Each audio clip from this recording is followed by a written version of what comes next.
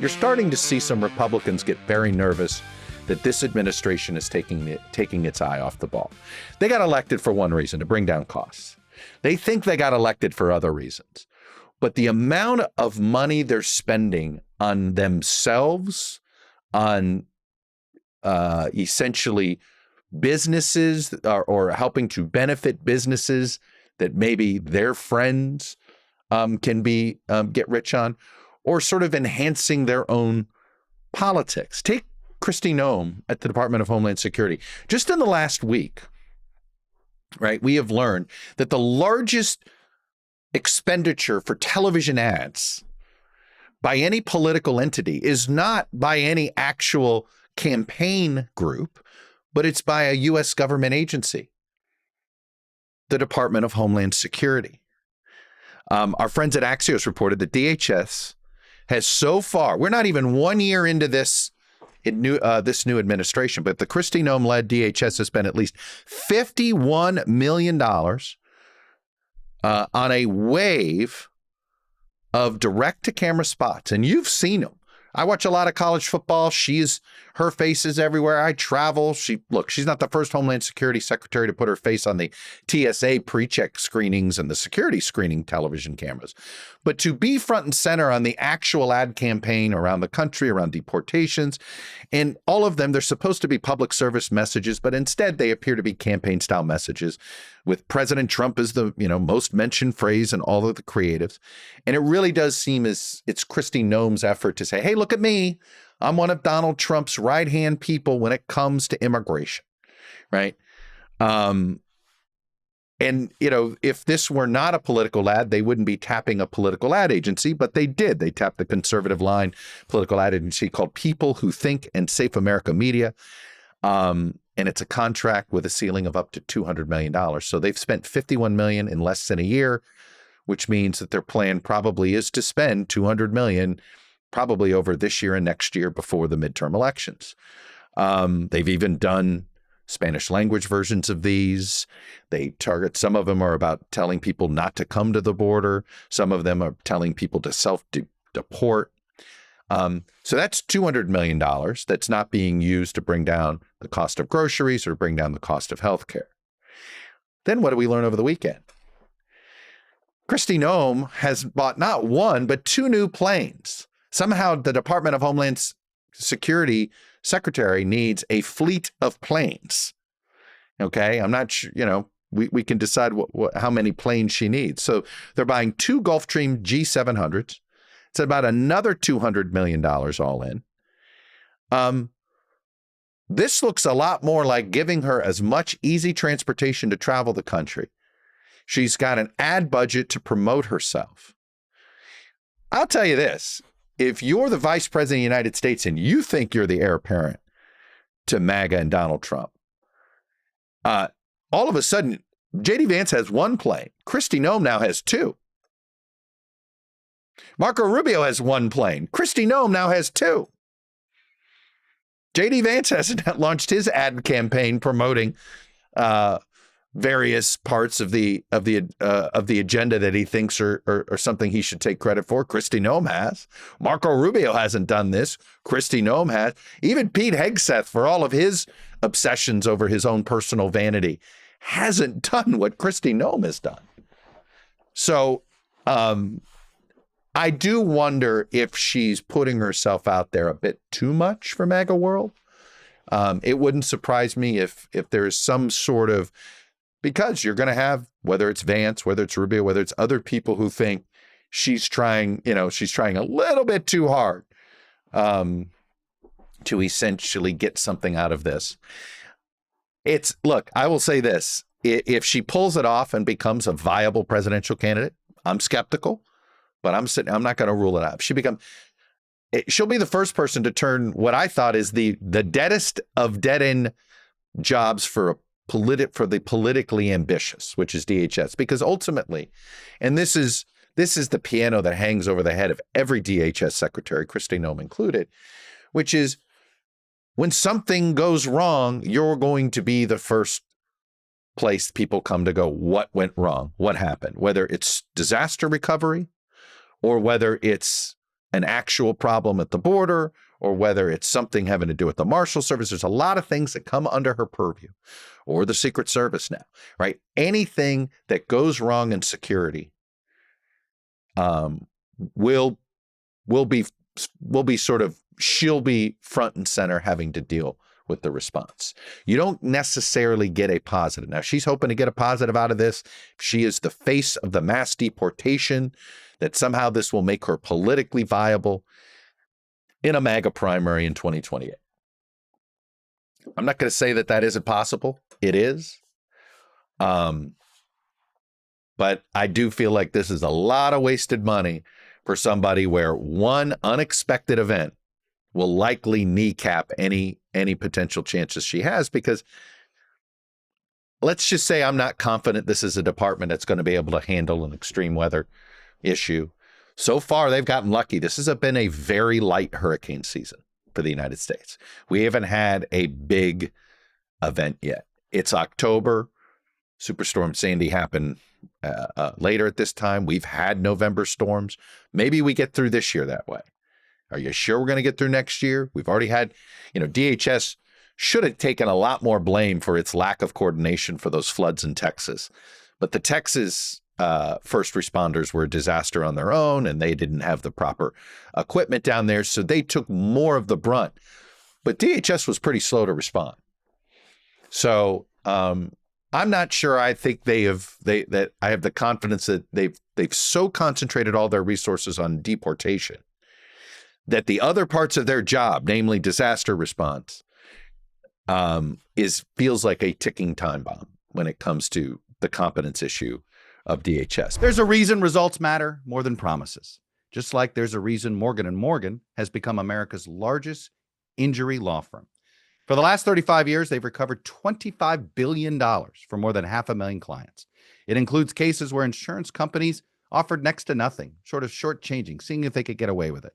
And Morgan & Morgan fought back, and they won millions. In Pennsylvania, one client was awarded $26 million. It was a staggering 40 times the amount that the insurance company originally offered. That offer, $650,000, whatever it took to sort of get away without paying.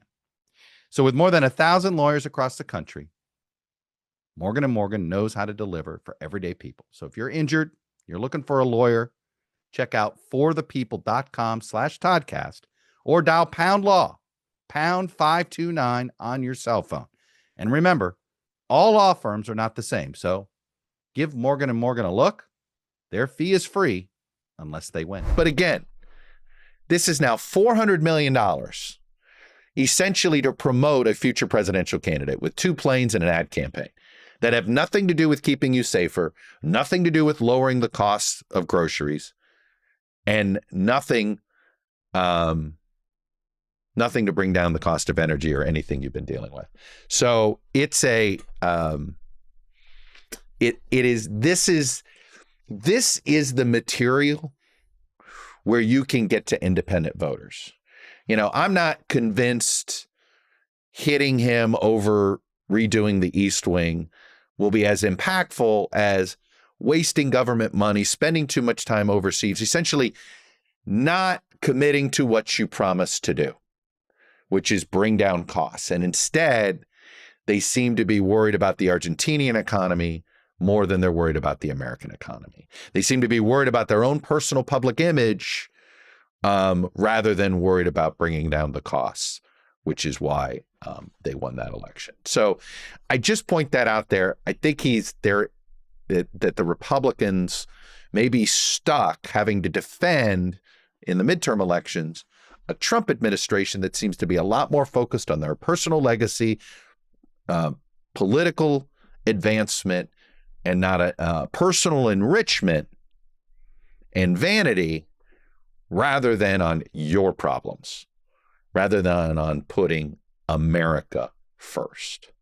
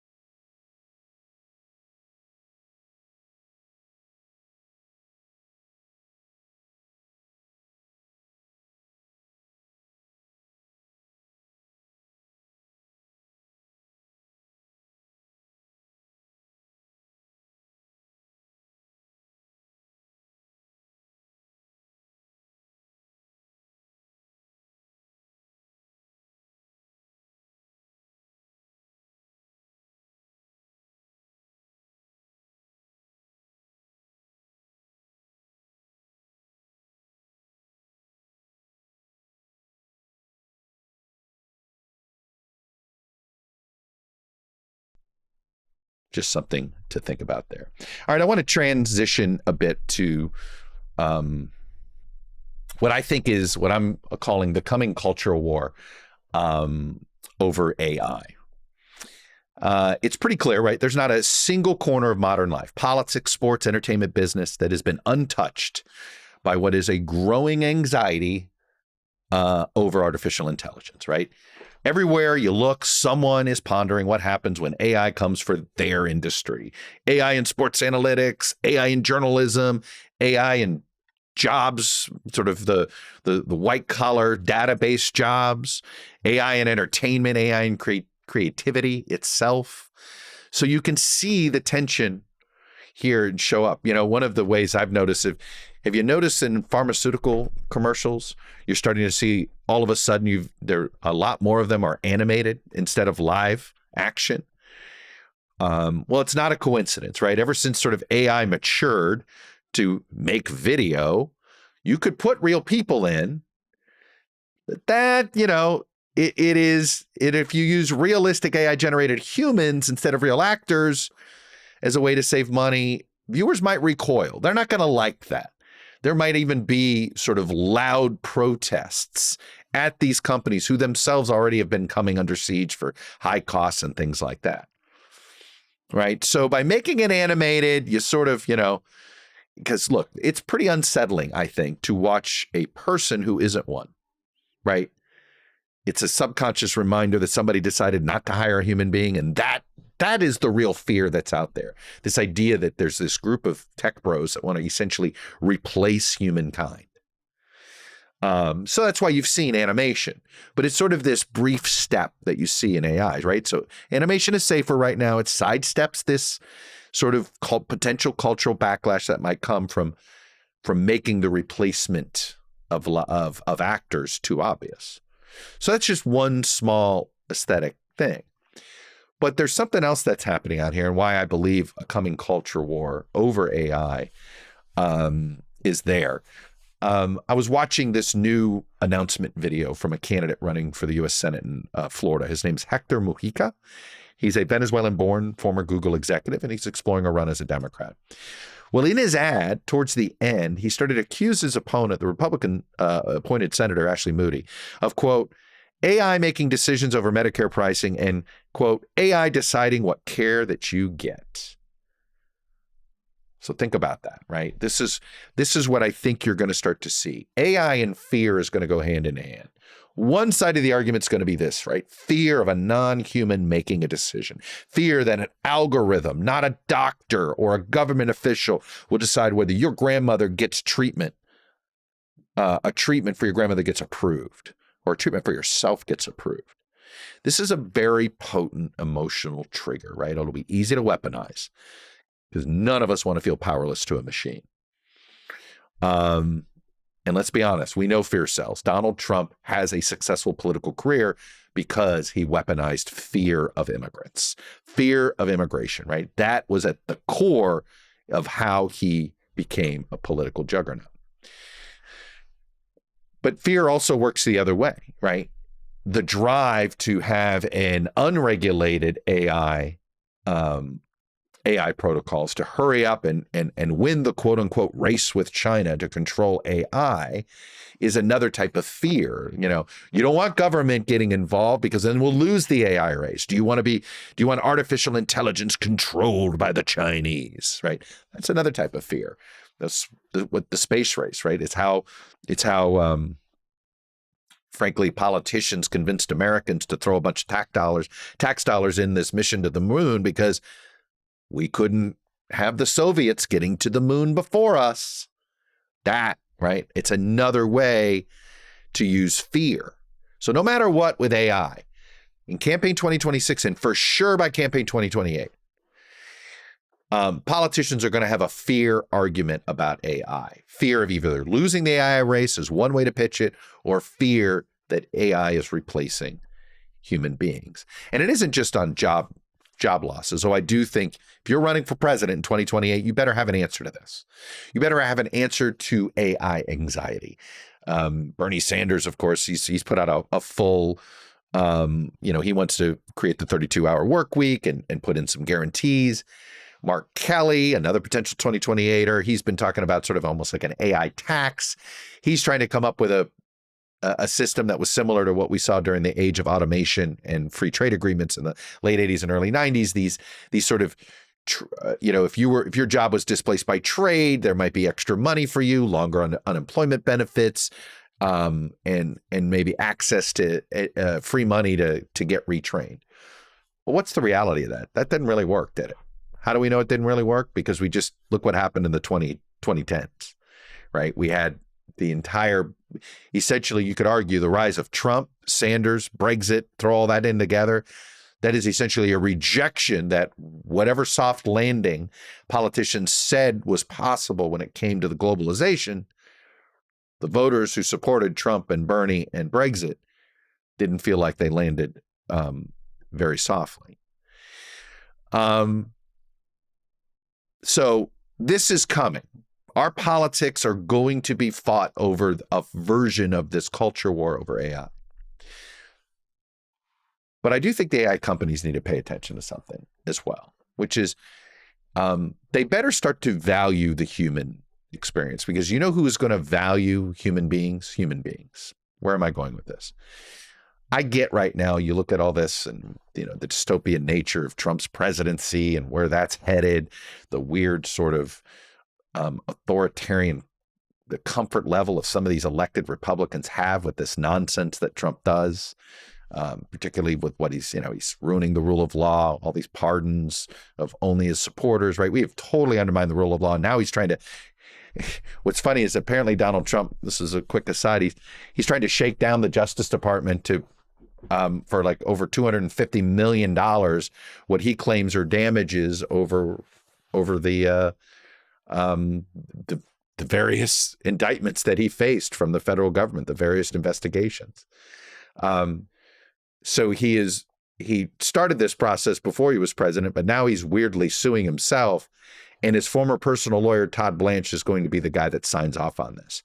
So, oh, by the way, when you're thinking about all the money that this administration is spending not helping you find lower cost healthcare or lower the grocery bills, he's also going to take $250 million of our tax dollars and just pocket it. Money he didn't have to spend anyway. He ripped off donors from the RNC to pay all his legal bills as it is. He never spent $1 of these things.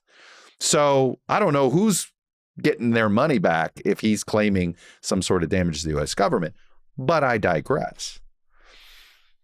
I go back to where we're headed with AI.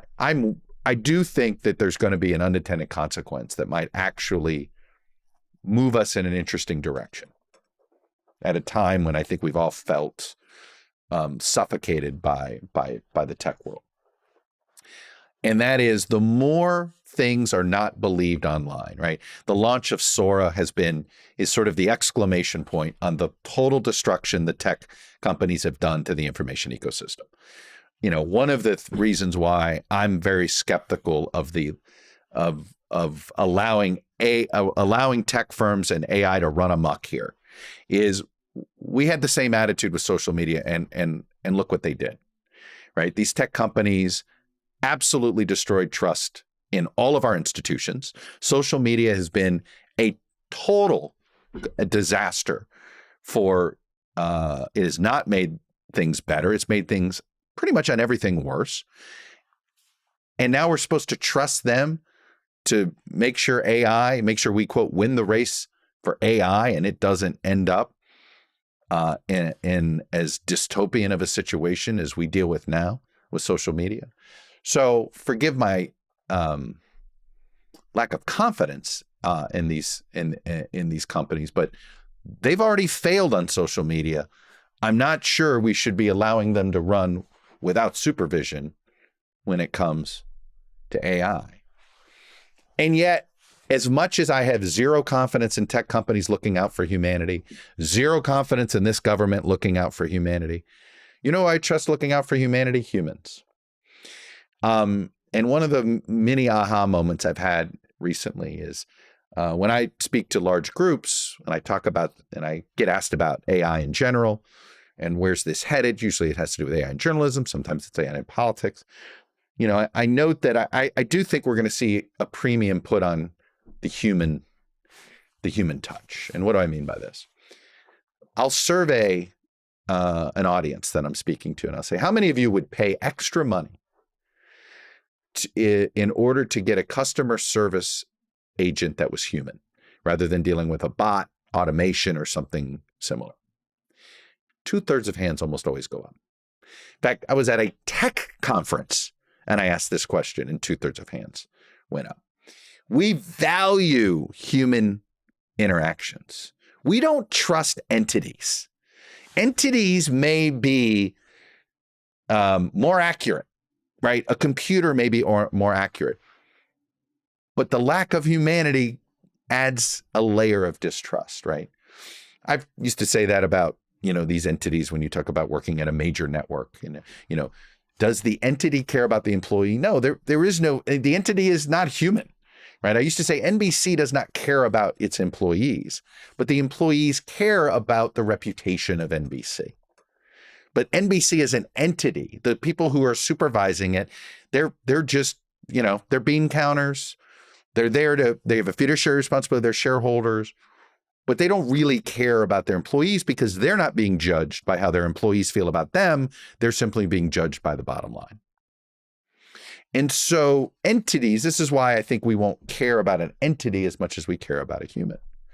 And so the more we don't trust things online, the more we're going to value the human experience. So I've already, anecdotally, we can, we will pay more money to deal with a human being on customer service. So that tells you something. If you don't believe anything you see online, and right now, thanks to the launch of Sora, there's not a single piece of video you can fully feel confident in is right. So what are you going to believe? Well, you're going to have to see things in person. The live experience. If you're a journalist, you're going to have to be fully transparent. You probably should do more live streams. Right. The future version of the ToddCast may always be that I record what I'm doing now fully live so everybody can see the good, the bad, the ugly. And we maybe say, here's the raw material, and then here's how we edited it. If you're going to want to have trust, you're going to have to be fully transparent, fully available to people in person. And on products, it may be that stores come back. Stores might be not where you actually buy things. Stores in the rest of the 21st century might be where you touch and feel something to see if it is actually what they say it is online.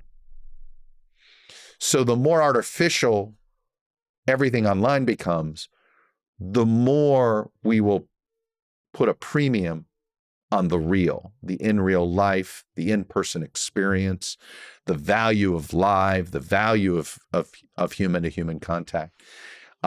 It may be that you have some weirdos in Silicon Valley, and there is an entire set of weirdos out there that are very smart, but they're super weird, who do want to replace humans, right? Or view sort of humans as potential task rabbits for them. I think Bezos said, I think at one point, supposedly he was quoted as saying there's going to be essentially the super rich and then a whole bunch of people that service the super rich, and that will be the new middle class because everything else is automated.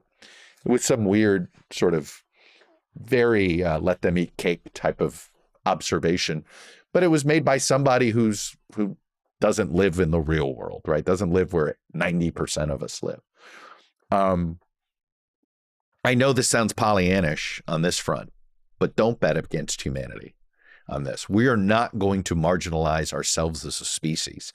So even if these tech companies do create tools in an attempt to marginalize the human experience, and if anything, even sort of say, no, this is smarter than a human being. This is more thorough than a human being.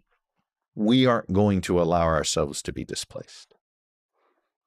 And that is something tech companies need to run. The more they keep us out of this process and keep humans away from this, and the more they keep elected officials away from regulating and trying to put up early guardrails, the more they're actually going to put their own companies in jeopardy, because if they keep plowing forward, sort of using all of us as guinea pigs and using society as guinea pigs like they did with social media, the populist revolt that took place on the right with Trump will look like small potatoes compared to sort of a populist revolt from multiple parts of the political spectrum. And you may see a demand, essentially the pitchforks come out for these tech overlords that essentially tried to create a world that left out the human touch. So I know that all of that sounds a little science fiction-y, but at the same time, I do think this is, you're going to see it percolate more in political campaigns. So the fear of AI, either fear of losing it to the Chinese or the fear of it replacing us in jobs or in culture and all sorts of things, it's going to be a big driver of American politics over the next 2 to 4 years. So I do think people need to prepare for it. Ultimately, I call myself short-term pessimistic on how this plays out, but long-term optimistic, because we will react in the same way now. We don't trust anything.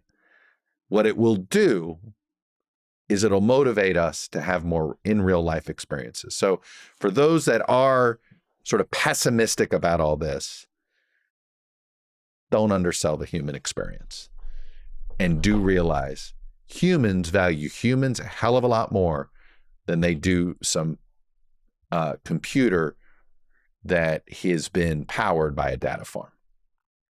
All right, with that, I got my top 5 list coming up, and this is a fun one. It has to do with my favorite political TV shows of the last 10 years, because one of them is coming back with a new season, so I thought it'd be a good time to talk about that. I'm going to be taking some questions, but before, we'll sneak in a break, and you will hear from Rita Hart, who's the chair of the Iowa Democratic Party, on her sort of, I think, on her campaign to get the DNC to realize if they don't focus on getting back to rural America somewhere, it doesn't have to be Iowa, but it better be somewhere, the Democratic Party is not going to be a majority party without it. So with that, let's sneak in the break. When we come back, my conversation with Rita Hart.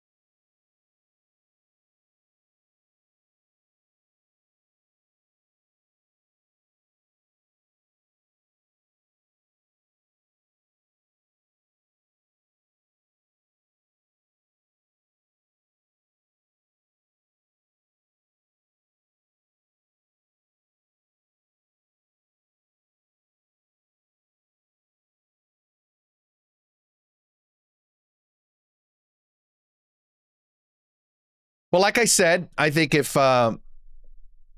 the short answer. If a Democrat wins any Senate election in Kansas, Nebraska, or Iowa, or any governor's election in any of those 3 states, I think one of them will end up in the first 4. You need a Midwestern state. You need a Midwestern state without a dominant metro area. That's why I think Minnesota is too big, would be a mistake, because then you could just win it with progressives in Minnesota, and that would defeat the purpose. So a lot of this, I think the only way you will convince some skeptics at the DNC is with victories, some sort of success in 2026. Now, I assume they're going to try to come up with the calendar before election day 2026. But, to me, anything that doesn't include one of those 3, And look, if the Republicans are going to put Iowa first, the Democrats might as well join them. Now, I get it. Maybe you come up with a better way to count all of those things. That's certainly an issue. And I do think Democrats in Iowa have been hurt by the fact that the last two competitive caucuses, we're not sure who won, right? Was it Sanders? Was it Clinton? Was it Sanders? Was it Buttigieg, right? It all depends on how you count, what you look at, all of those things. Would they go the primary route? That's an interesting thought. I happen to think that that there is some good parts of the forcing a candidate to learn how to be an organizer, I think, is one of the skill sets you want in a president. So I kind of think forcing that kind of mindset's a good thing. And I think there have been too many sort of rank amateur pundits on the left who don't know anything about organizing and who just look at Iowa and think, well, why are you doing it that way? Because I can't follow how the caucus process works, then it shouldn't be that. Well, I'm sorry you can't read, right? Spend 10 minutes, learn about it, and you'll actually realize the system's pretty interesting, and it's actually a perfect system to be first in the process because you're not trying to pick a winner. You're simply eliminating those that have no ability to organize at all. So it's actually a very, I think, egalitarian process and a free market at the same time. So I think it's a process that should be more embraced than it is. All right. I want to have a little fun with my top 5 list this week. One of my favorite shows is back. And, often I get asked, which political shows, TV shows do I like? And usually the question is, you must love West Wing. And I'm like, oh, here we go. Aaron Sorkin stuff. I don't. Now, part of it is that West Wing is a sort of a fever dream of what a liberal utopian system would work. It's not. It doesn't. I guess what I look for in my political TV shows is a little bit of reality.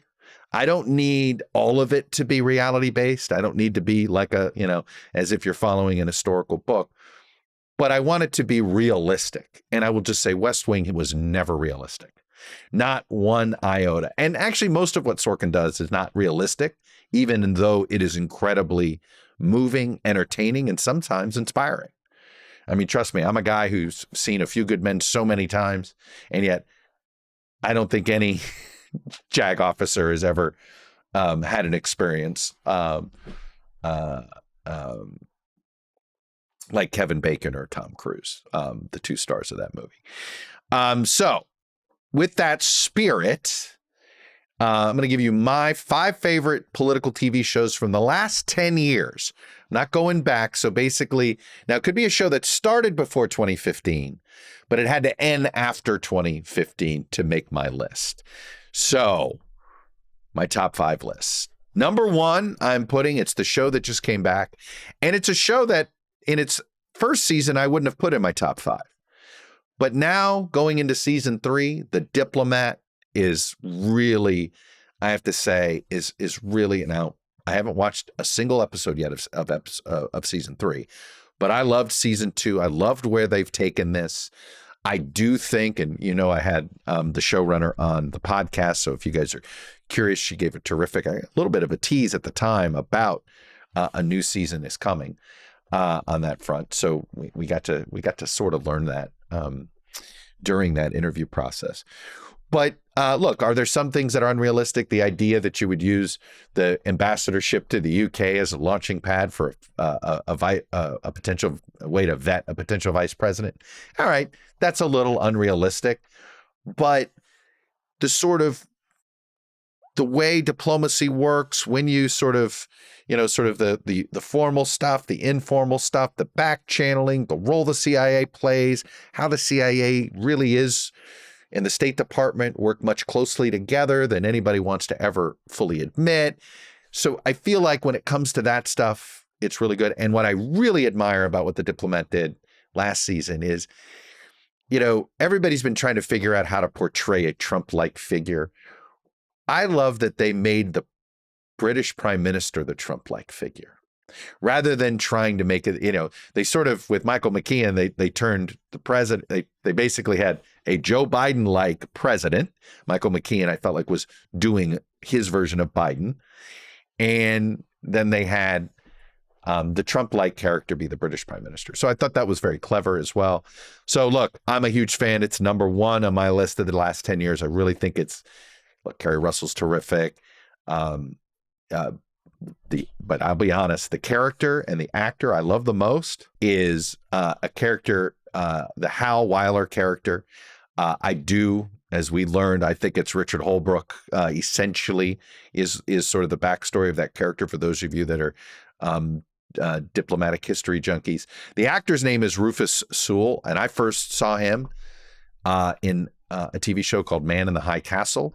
Also another one of my favorite sort of alternative history TV shows. It isn't going to make my list. It was sort of on my radar. He played the American Nazi.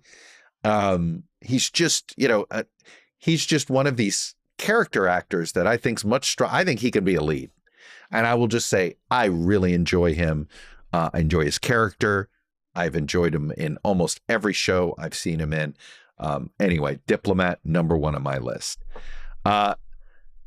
Number two is one that I've also mentioned. In fact, I mentioned it in the last episode. It's For All Mankind. This is another one that I appreciate because, it does alternative history. And the whole premise of this show is the Soviets beat the Americans to the moon. And then, like, part two of it is the Soviets put the first woman on the moon before the United States does. And how America would have responded, how our political system would have responded, frankly, how Richard Nixon would have responded. I think this show nailed it. They do these really fun little news vignettes as in between episodes. So if you really focus in, you got to go onto the Apple TV episode website, and there'll be these little vignettes that sort of tell you what's happening, in their alternative political timeline. The show itself is not hugely political, but the timeline is, and the backstory helps at least explain certain decisions. I think they nailed the way their predictions on how each party would behave, how each candidate would behave. They had these incredible flourishes, because in their version of events, Nixon only has one term, not two. So nobody ever discovers the secret recording mechanism in the White House, and presidents keep it all the way until they have a don't ask, don't tell situation in the 90s. So I just think I thought the writers did a great job of correctly predicting how the two parties would behave, what kind of candidates would win, which parties would win, which direction things would go. Anyway, I love it. I think it was intellectually challenging. It's number two on my list from the last 10 years. So 1, Diplomat; 2, For All Mankind. Number 3 is the show that many of us will tell you depicts Washington politicians better than any other, and it's Veep. It's sort of what Veep captures is how unintended so many things are in Washington that become big deals. There's always this assumption of intentionality in political behavior, whether by presidents, vice presidents, senators, governors, etc. I can't tell you how often it is sort of accidental in nature. And most of this stuff is more accidental than not on so many levels. I'm a huge fan of butterfly effects or of accidents of history. One of the more interesting ones that I'll share with you now has to do with Donald Trump complaining about Barack Obama's first state dinner. And he calls up the White House, basically wanting to either talk to Obama, the White House social secretary, David Axelrod, somebody high up, because he had some ideas of how to, hey, he has said this recently. He's talked about trying to get a ballroom. He thought it was silly that they used tents on the South Lawn.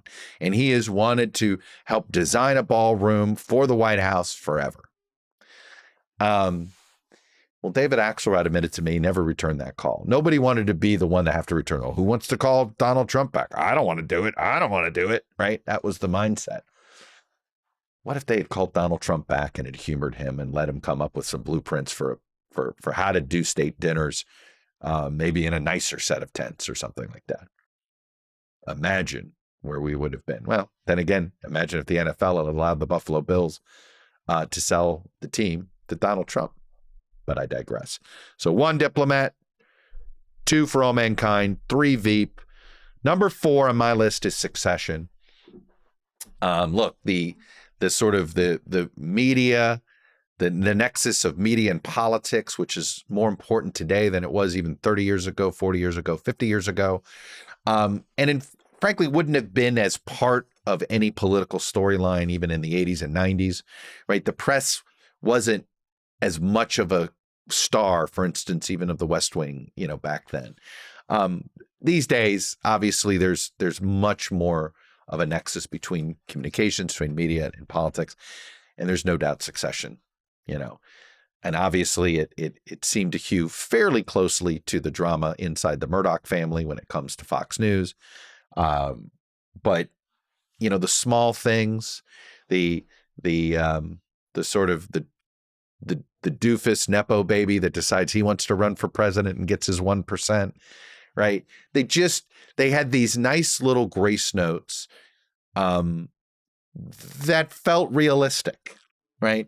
On one hand, it wasn't. On the other hand, the more we've learned and seen, you're like, oh my God, maybe it was. But when you look at what's been out there, boy, did Succession, it turned out to be a really smart show about politics, as well as sort of behind the scenes when it comes to media moguls.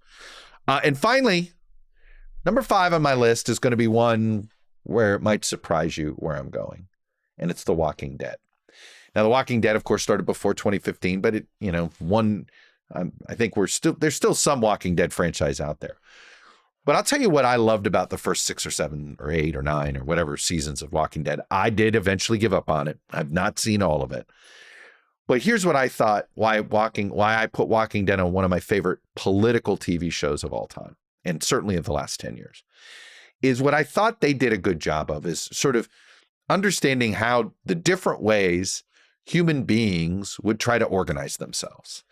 And the sort of the basic ways, right? There would be, the charismatic leader might run a benevolent dictatorship in one community. The charismatic leader might run a malevolent dictatorship in another community. One would be super egalitarian. There was another community that was run by all women. There was another, community that seemed to have a lot of democracy for those that had, and then some sort of stormtroopers, that were sort of let loose to do whatever they wanted. It just, what I thought that Walking Dead at its best would capture are how it in some ways help explain how certain communities fall under the spell of a dictator, or fall under the spell of a cult leader, or fall, or end up or end up thriving as a commune, or end up thriving as a democracy that looked familiar to us. But it was all, what was great about different seasons of Walking Dead is these different communities would showcase a certain different way, different political structures that these communities would create, in its sort of rawest form. So I found it, as I like to call myself a political anthropologist. I think when you think about if that actually were something you could major in, political anthropology, I might make The Walking Dead mandatory viewing for those trying to major in this idea of political anthropology. So there it has it.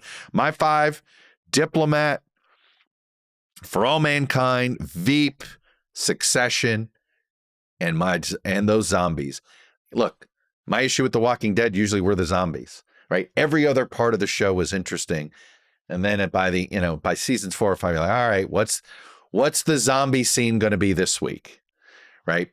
that was always and I think that's probably why the show sort of hit a wall, if you will, right? You sort of got worn out by all the zombie stuff.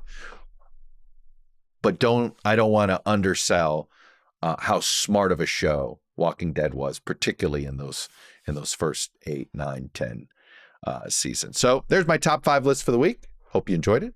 So with that, let's move to some questions.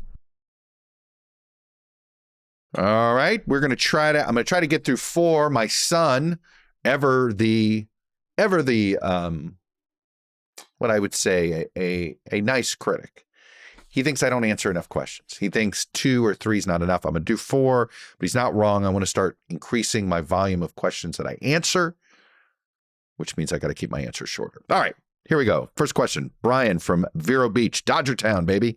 Greetings from the Sunshine State. What do you make of the reported plans to put President Trump on a dollar coin next year or possibly construct an Arc de Trump? Supposedly both are to commemorate America's 250th birthday. When I first heard about them, I thought both were too fantastical and way outside the boundaries of American tradition. But today, crews are demolishing the facade of the East Wing to make room for the Trump ballroom, so perhaps not. It seems like one would never go broke betting on Trump's narcissism.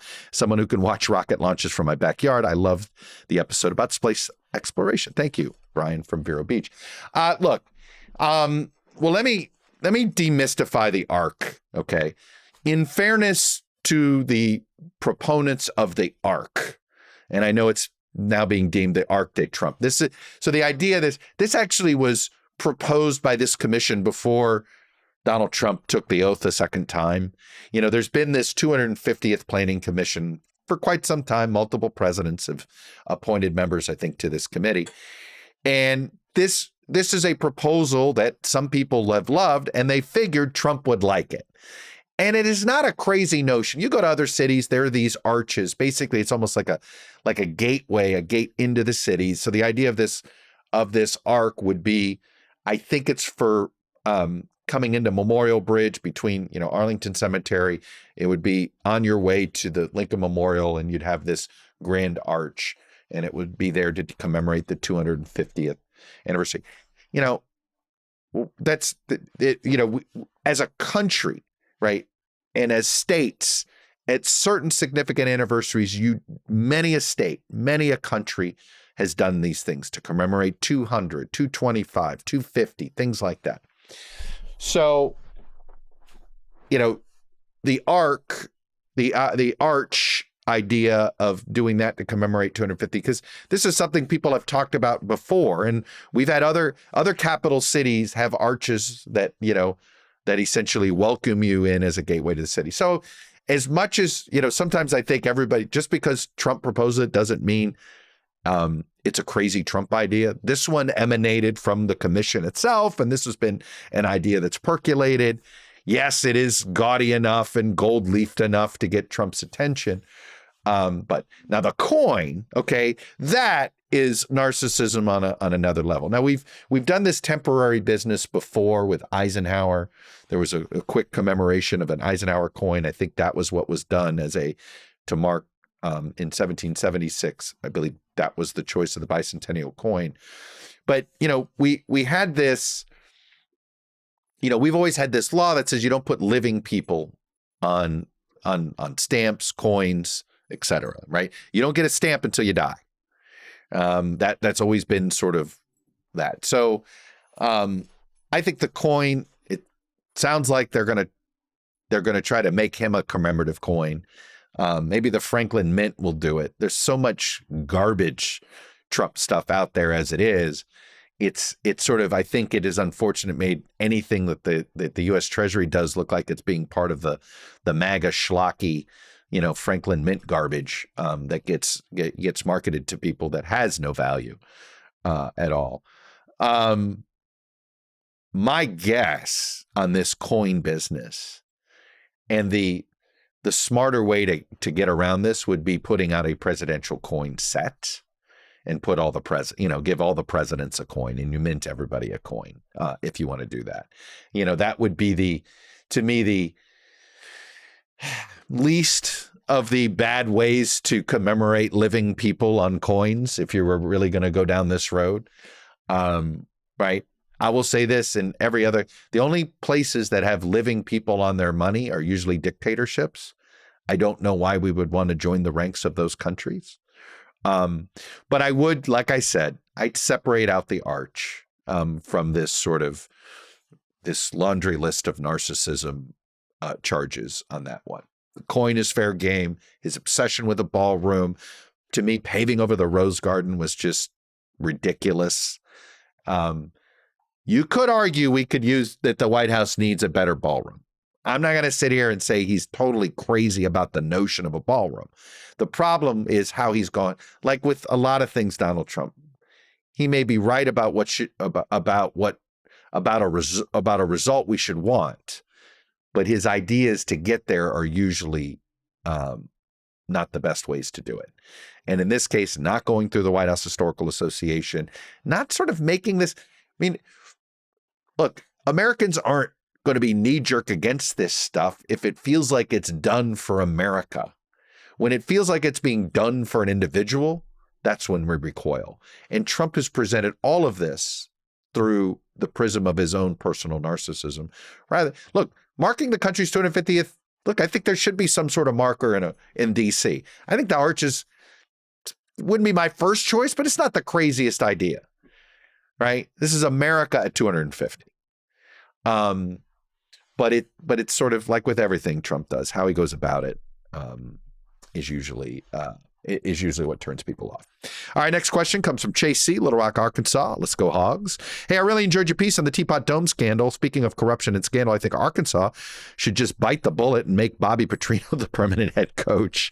After all, we went from losing to a group of 5 school like Memphis to taking the best team in the SEC, Texas A&M, down to the wire. All right, but you only just covered. You didn't beat them, but I take your point. Don't we all deserve a 5th or even 6th chance, especially when it comes with winning?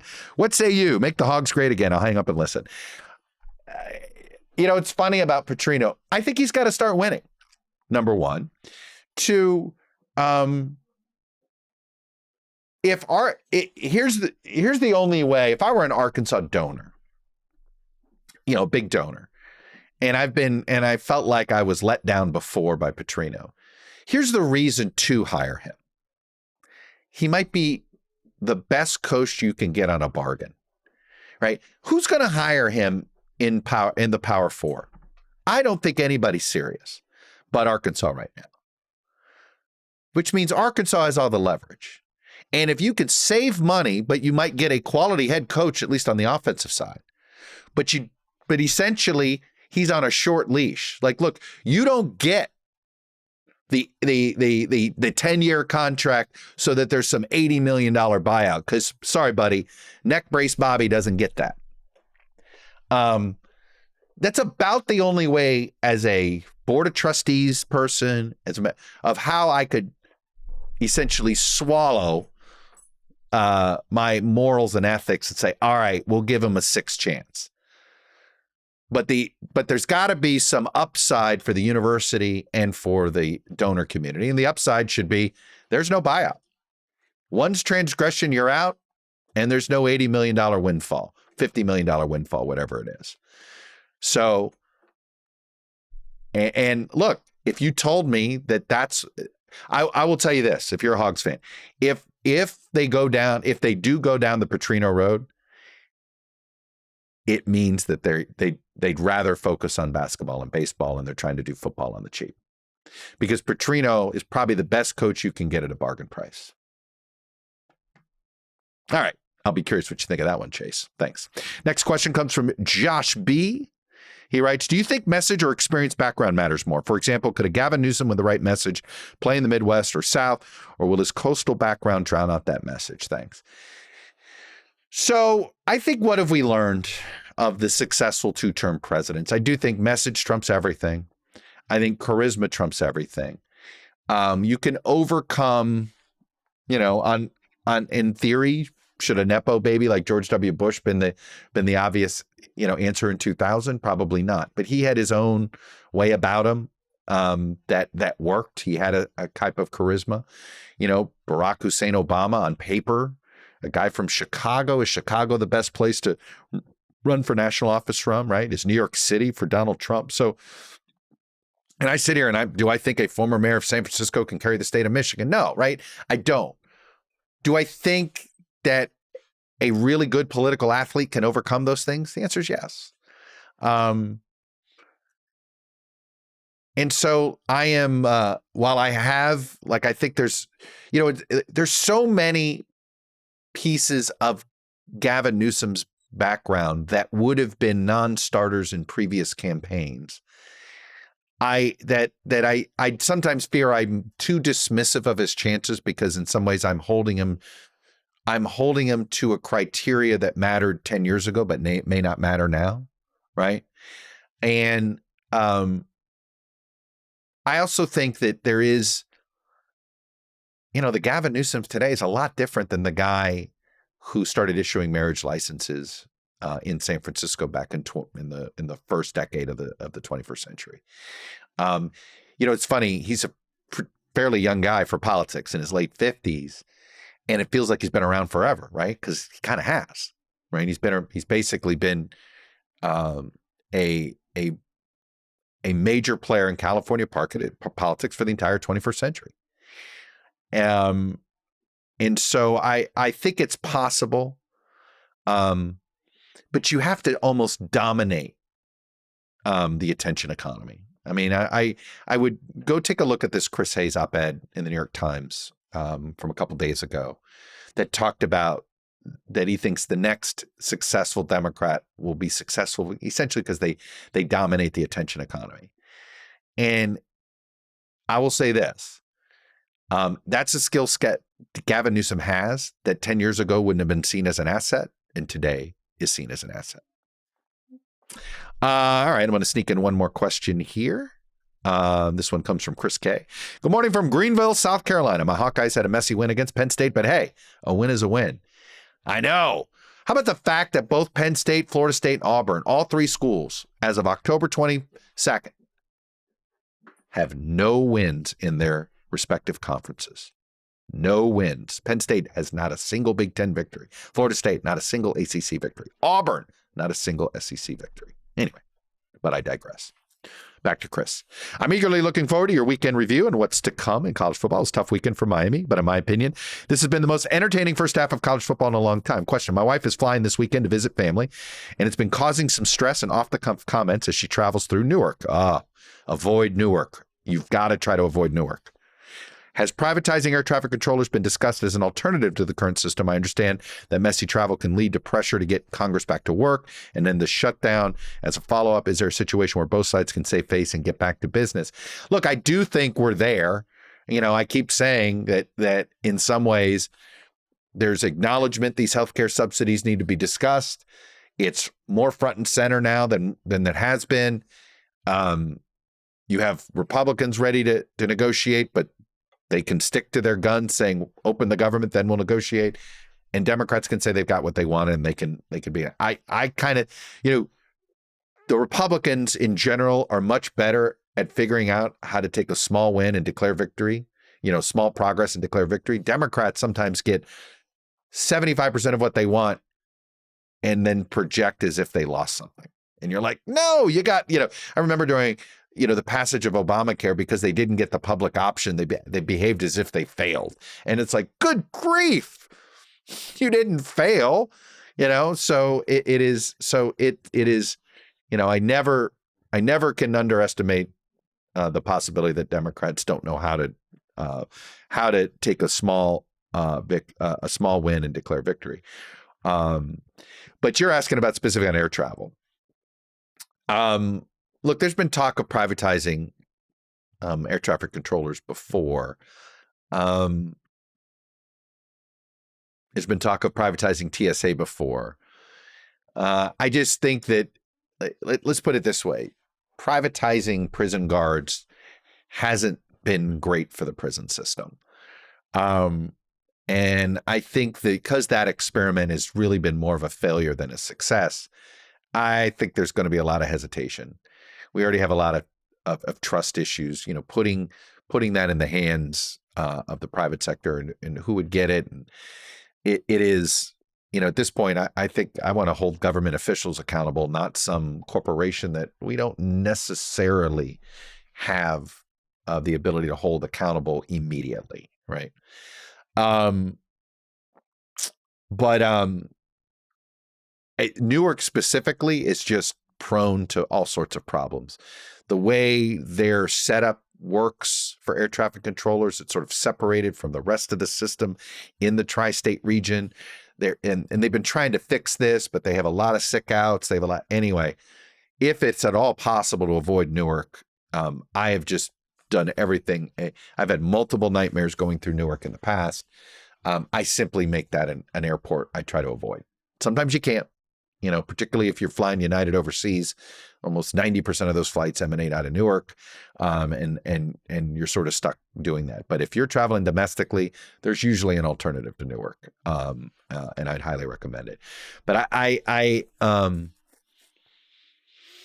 think privatizing TSA security makes more sense than doing air traffic controllers in the moment, especially since ultimately the systems that are in place, with air traffic controllers are going to be always implemented by the government. Where TSA, different airport authorities do different things, different security. So, if you wanted to go down that road, I probably would start with TSA security first. I would not do that with the air traffic controllers right away. Maybe you see how that goes for a while before you think about that. All right, I'll sneak in one more question. This comes from Judar. Hey, when the story about the swastika on the American flag broke, it was first reported by The Rooster, an independent Ohio journalist known for covering local politics. Larger outlets like Politico later ran the story, citing, quote, independent sources, but without crediting him. Wow, what a BS thing to do. Come on, Politico, be better. What does this say about the state of local journalism, and how can independent reporters get recognition for breaking big stories in an era when we need more of them? Thanks. Shaming Politico, right? In the sports world, it was interesting during the early days of The Athletic, when they were not owned by the New York Times, that they were their own up and coming enterprise. They were, and between that, Barstool, there were all these up and coming independent sports outlets that were constantly breaking news before ESPN reported it. And ESPN would do like sources or generic. And there was just this massive shame campaign. And you know what ESPN started to do? And they've done it a lot. Now I think they've overcorrected. They'll report, to me, you report about a signing. At some point, it's just a signing. And if you weren't first, if you ain't first, you're last, so it doesn't matter anymore. But, there's sort of commodity news and unique news, right? There's news that simply you were the first. It's news everybody would be reporting. You just happen to get it first. Then there's like news you unearth and you force to get reported that maybe wasn't planned to be reported, right? That's a super scoop, right? Falls into that category. That's a story. It wasn't a handout, right? A lot of times these football and baseball and basketball free agent signings are handout. But the shame campaign worked. I mean, if you watch the ESPN ticker, they'll be like, so-and-so, Kevin Durant signed an extension, story first reported by Yahoo Sports. And they now do that regularly. And so shame. Look, I'm, hopefully, and this is why I'd like to figure out a way to create an entity that can sort of network all of these great independent startups together, because I think, if we can have a lot of these small local outlets have a sort of a national spine to feed off of as a resource, then you suddenly have people that can help make sure you're getting proper credit for your scoops. But the best way to do it, and what Yahoo Sports, The Athletic, Barstool all successfully pulled off with ESPN and their ticker, was shame. And it worked. So come on, Politico. Give the Rooster its cock-a-doodle-doo, will you? Give the Rooster its rights to prance around on this scoop. Sorry, I was trying some bad dad humor there. So Jude, don't hold that against me. All right, with that, the good news is I'll be back in 24 hours with a brand new episode, brand new set of observations and news nuggets for you to digest. But until then, I'll see you in 24 hours. Thanks for listening. Please like and subscribe, tell a friend, and until we upload again.